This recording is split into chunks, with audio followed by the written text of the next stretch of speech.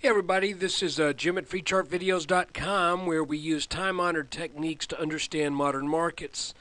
This is the May 9th, 2011 S&P update. And again, remind you this is brought to you free because I'm trying to build up an audience and a reputation.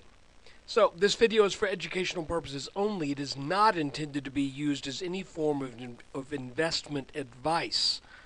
Look, I can draw lines on charts, but you have to draw your own conclusions from your own due diligence and make investment decisions that are suitable for your personal financial situation.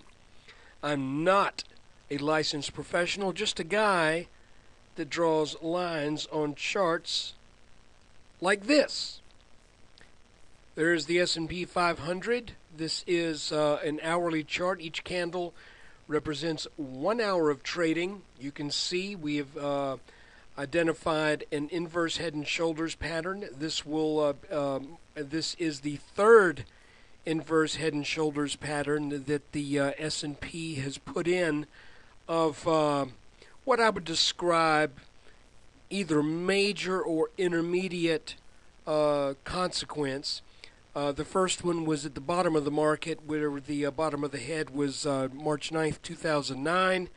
Then we had the flash crash that led to another inverse head and shoulders. Then we had this little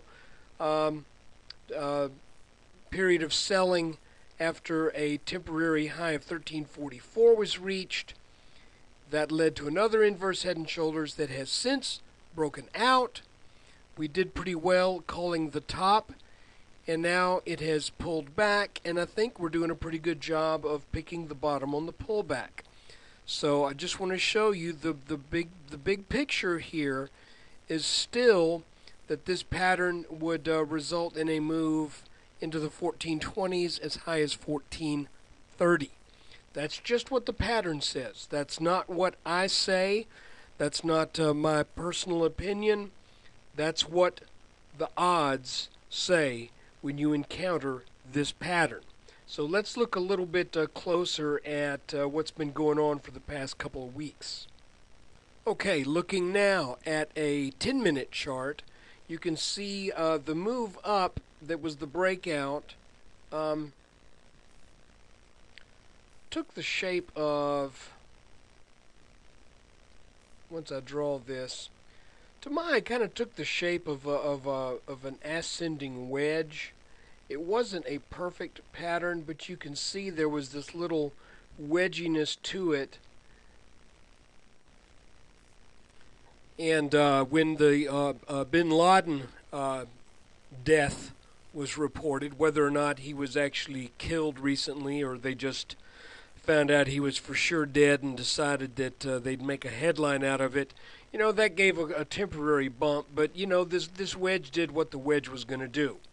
And what do wedges do? Well, the first thing is, if it's an ascending wedge, it typically has a bearish outcome, and the tendency is for prices to go back to the same level as before the wedge formed. So that means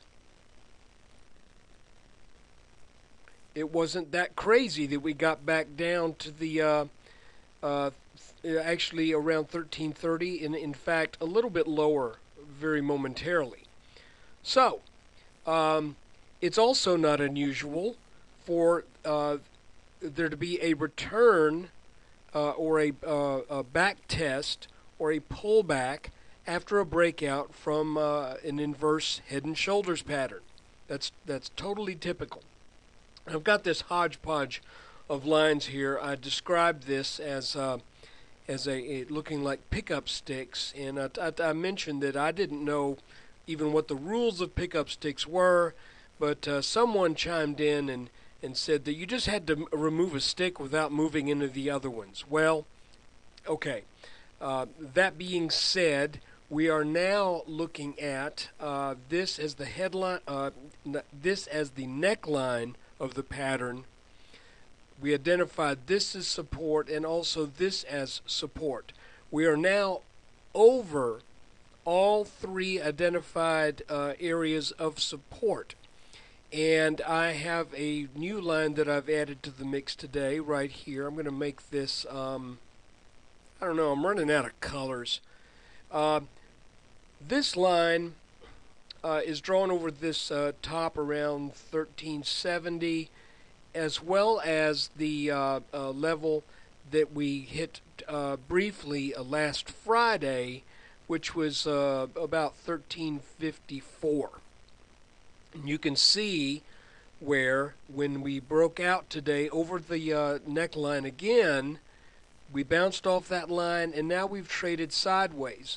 Now, if you look at the trading that took place for the second half of the day, it sort of looks like a bull flag to me. So I'm thinking that tomorrow a good sign would be that the market's open over this line right here, and we start to head on back to retest this area around 1380, 1370. You know, up that this pattern begins to fulfill its implied move. So that's really kind of all we're looking at today.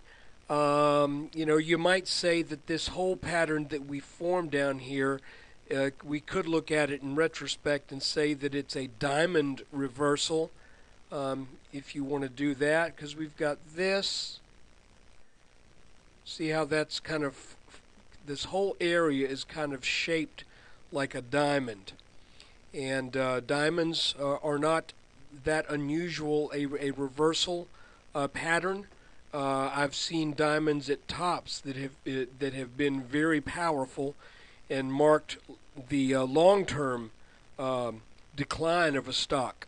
I'm talking about a stock that's gone from $14, $15 down to 6 cents.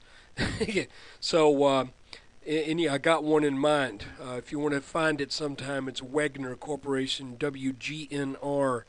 And they made a diamond back I think in the late 90s or mid 90s, and it just absolutely got destroyed after that. You can see also that this formed a small standard head and shoulders pattern back here in early May, around with the head being on May 2nd. And again, that's a very small pattern. It just kind of marked that, yeah, we're going down from here, and we're going to make a pullback. And, so far, I know this looks really kind of spastic and out of shape, but it's not really. What you get is when markets begin to make a change of direction, I think particularly when we're talking about a pullback in a fairly major pattern, I just think this represents a lot of struggle, and I think that this will continue to resolve up, and that struggle will be won by the bulls. Now, that's not to say it's guaranteed. We watch this neckline as support. We still watch this line as support and this line as support. But to me, the fact that we are knocking on the door of this diamond pattern right here, and we are over the neckline, as a matter of fact, this is the first day we closed over the neckline since the pullback. So here we kind of tagged it and went up. Then we came up over it, closed lower, came up over it, closed under it. Today we came back and closed above it. So I think things are looking pretty good if you're long, but we still need to be watchful here. And hopefully, if we do start to move up, we can begin to identify a working channel so that we can kind of get a better feel for things as they develop. Look, I appreciate you taking time out of your day to watch this video, and I would also appreciate it if you would spend a little time at freechartvideos.com. I depend upon your support through web traffic And also, I've got a little program that I do where every 2 weeks I produce a video that is for, I guess we say it's for sale, for people who donate a little bit to the site. Then you get a link to that video.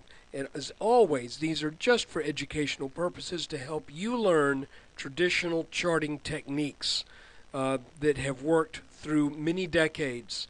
It's not the fancy computer-driven stuff that has been screwing people over big time for the past 2 years or so, or more, but specifically over the past 2 years. This is the old stuff.